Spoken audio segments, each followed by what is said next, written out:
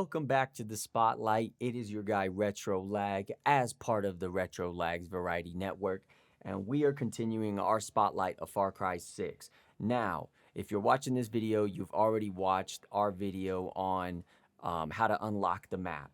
Currently, we are at the Libertad headquarters. This is after the Guerrilla mission, and we're going to take a look at where we started, which was in an old pueblo.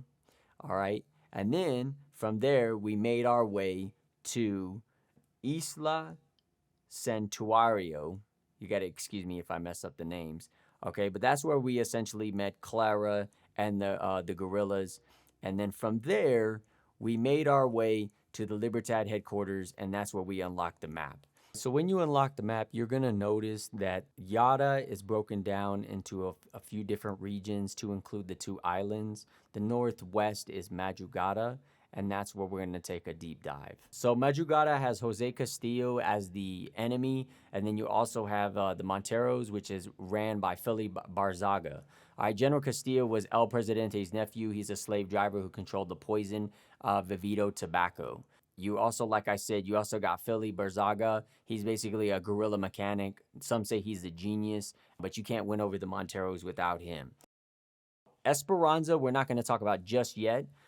So next we'll go to Valle de Oro, where you got Maria Marquesa. She's the Minister of Culture. Yara and Royalty, Queen of Propaganda.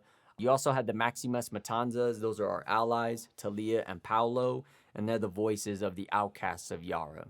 As you go south, you're going to go into El Este, and there's two people. Admiral Benitez, who's the F&D naval commander, she controls the waters of Yara with an iron grip. And then Sean McKay, serial imperialist, handles most of the imports and exports from El Este for Castillo. The ally for El Este is going to be El Tigre, and he's the legend of 1967, which was when the revolution actually took place.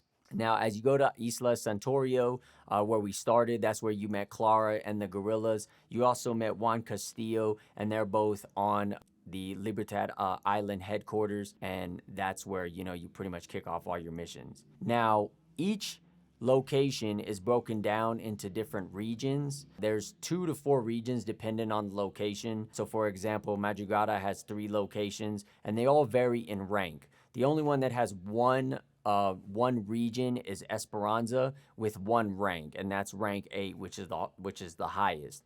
If you don't know already, if you haven't played, what you'll know is most of the enemies, the higher the rank, the more difficult they are to defeat. So you can't just like one-shot them, even if you shoot them in the head. All right. So it is a little bit of an RPG kind of element to it.